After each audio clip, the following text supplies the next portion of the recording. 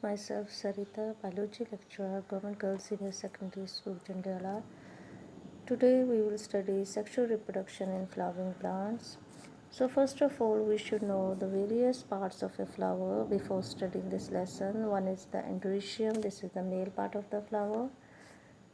Then there is gynoecium, which is the female part of the flower, and these are the sepals and these are the petals. These two are important reproductive parts of the flower, and these are the non-essential parts of the flower. So flower is a modified shoot. It develops from the floral primordia. So these are the primordia outgrowths which gives rise to the flower. It is a reproductive part of the plant. Endometrium male part, then the gynoecium is a female part. Now the stamens. Stamens are the male reproductive part. It has the filament, and this is the filament and this is the anther, and the filament is attached to the thalamus or it may be attached to the petals. So this is the anther and we will study that in detail. So now the structure of the anther.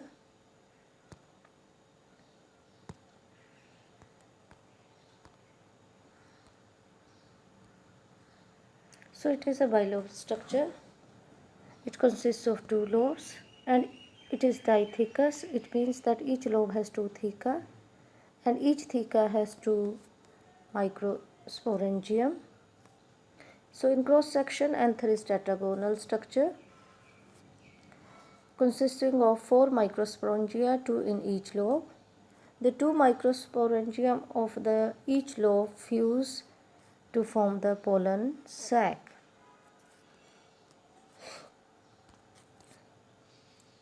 So internally the structure of the anther is surrounded by the 4 layers. One microsporangium is surrounded by the 4 layers. Outer one is the epidermis. Then there is endothecium, which is fibrous. 2-3 layers of the middle layer. Then the inner one is the tapetum. So this is endothecium, this is middle layer, and this is the tapetum. Outermost layer, this epidermis, it protects the pollen grains as well as and helps in dehiscence of the anther to release the pollen grains. Now the tapetum provides nourishment to the developing pollen grains. When the anther is young, a group of compactly arranged homogeneous sporogenous tissue occupies the center. So occupies the center of the microsporangium, which will undergo meiosis to form the pollen grains. This is the structure of the pollen grain, which we will study in detail. So the process of formation of microspores from the pollen mother cell is known as microsporogenesis. So cells of the sporogenous tissue that was present in the microsporangia undergoes meiosis to form a tetrad of 4 cells.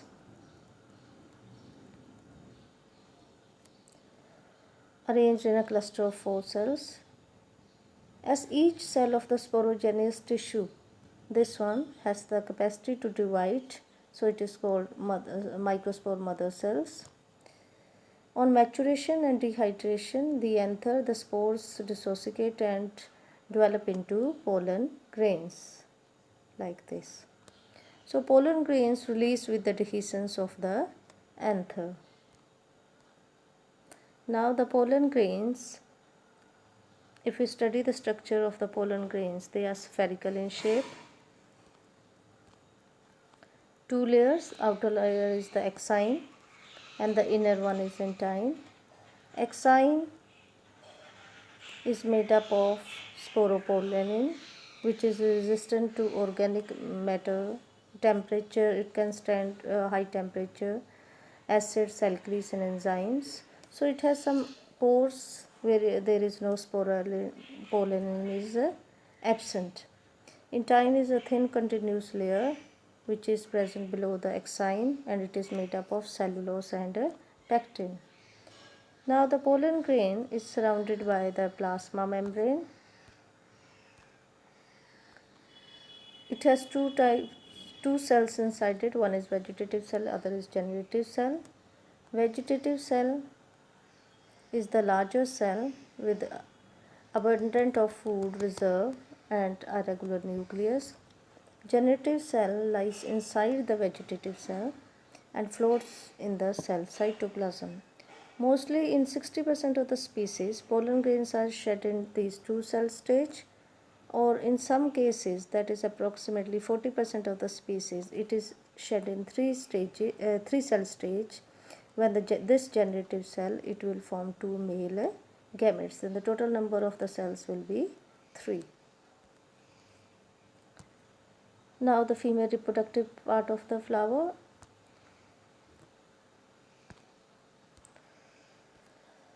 It is known as pistil, female reproductive part of flower. It may be mono, bi, tri, means 1, 2, 3 or many carpels. It may be syncarpous or apocarpous. So in case of apocarpous, there are 2 or more carpels which are free, for example in buttercup. And in case of syncarpous, there are 2 or more carpels which are fused to form a compound ovary, for example in Petunia. So each pistil consists of ovary, style and stigma, as we have discussed earlier. So ovary has 1 or more cavities. These are known as locules.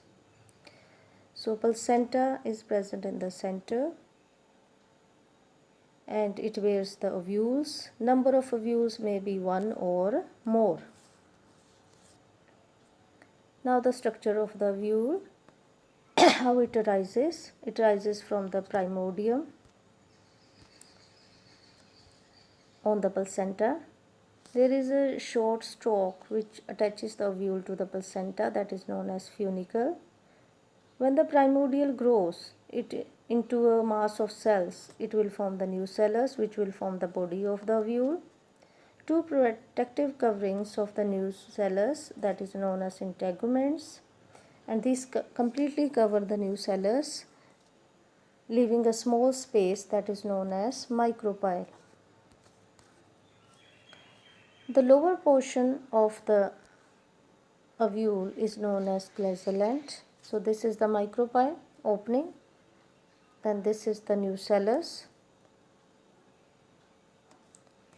So a single embryo sac or the female gametophyte, this one, is located in the nucleus which develops from the megaspore.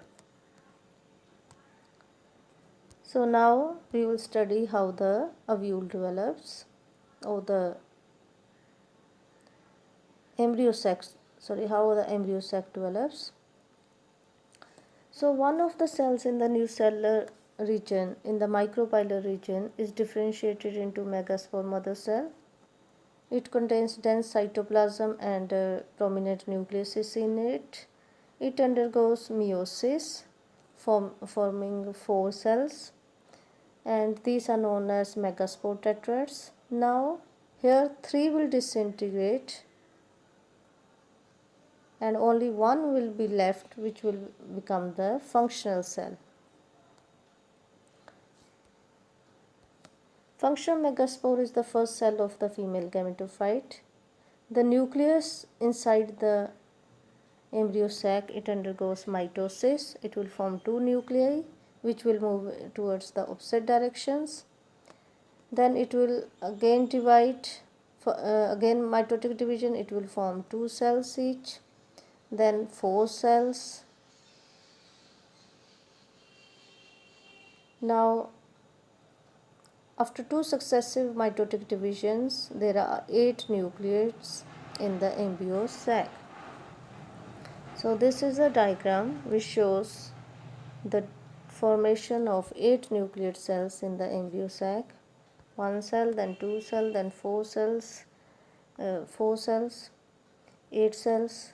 Then this is the mature embryo sac with 8 nucleates. Now female gametophyte is ready and the male gametophyte is ready. Now they must reach each other for the process of fertilization. So there are devices which helps in carrying the male gametes to the female gamete. So the process is known as pollination. So pollination is the transfer of the pollen grains from the anther to the stigma of the ovary. So first is autogamy. It is a self-pollination in which there is a maturation of anther and pistil at the same time. Anther and stigma, they are very close to each other. Mostly it occurs in the clistogamous flowers or the closed flowers. There are more chances of self-pollination. Then it is genogamy or cross-pollination. It occurs in unisexual flowers or dioecious plants. Pollen release and stigma receptivity are not synchronized. Different orientation of the anther and the stigma. There is self-incompatibility.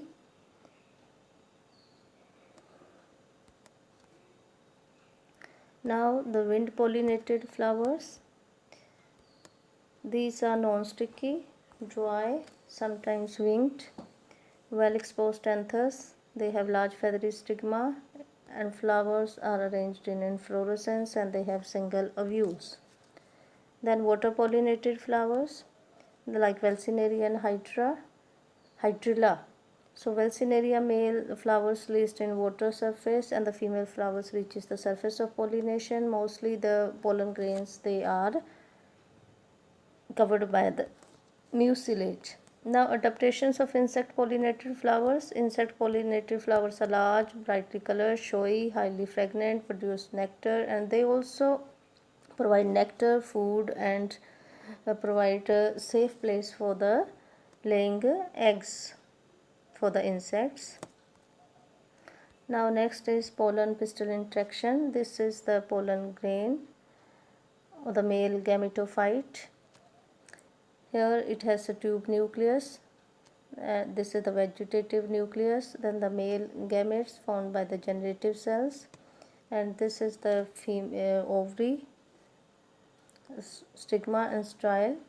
Now the next is the pollen pistil interaction. When the pollen grains they reach the ovary or the stigma part of the ovary.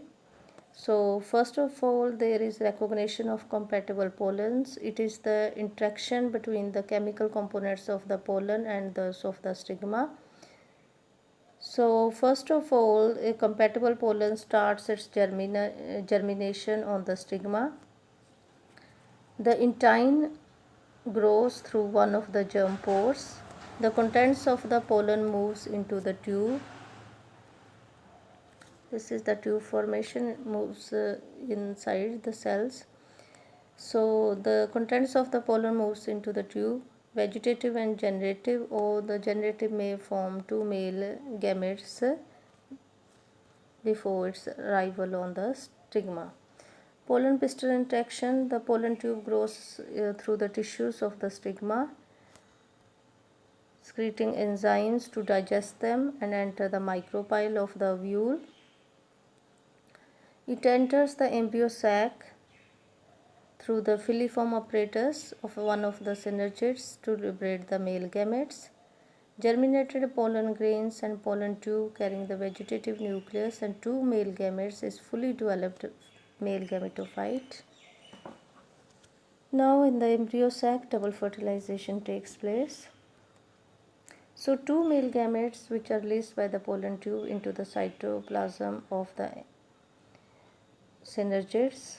Fusion of one male gamete with the egg nucleus.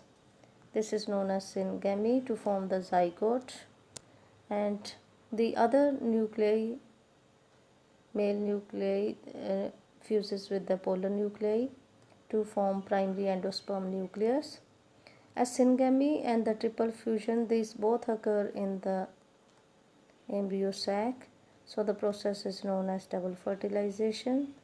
The central cell with the primary endosperm nucleus is called primary endosperm cell, which develops into endosperm. So this is the double fertilization shown in the ovary. Now what are the next steps which takes place after the fertilization? These are the post-fertilization events. There is a development of endosperm, there is a development of embryo, the ovule will develop into the seed, the ovary will develop into the fruit. So endosperm formation, it starts before the development of the embryo. There are three types of embryo development. One is nuclear, cellular and halobial.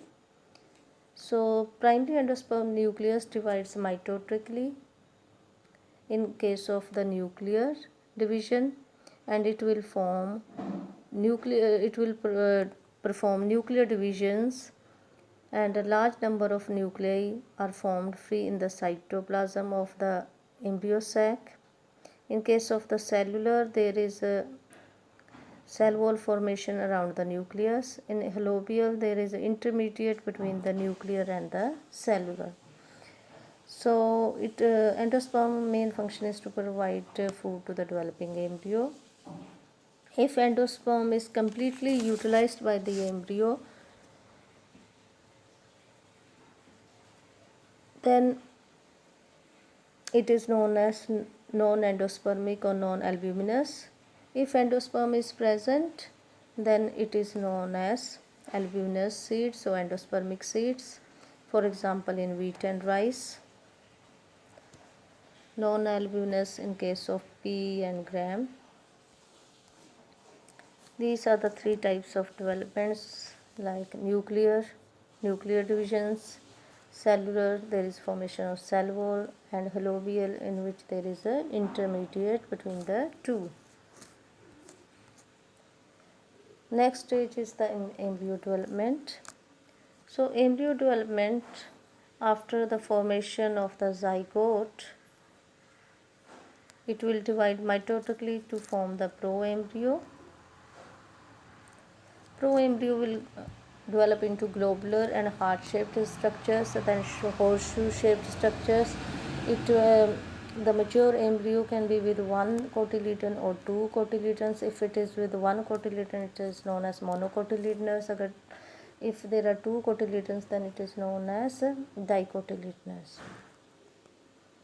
So this completes the sexual reproduction in the flowering plants or the angiosperms.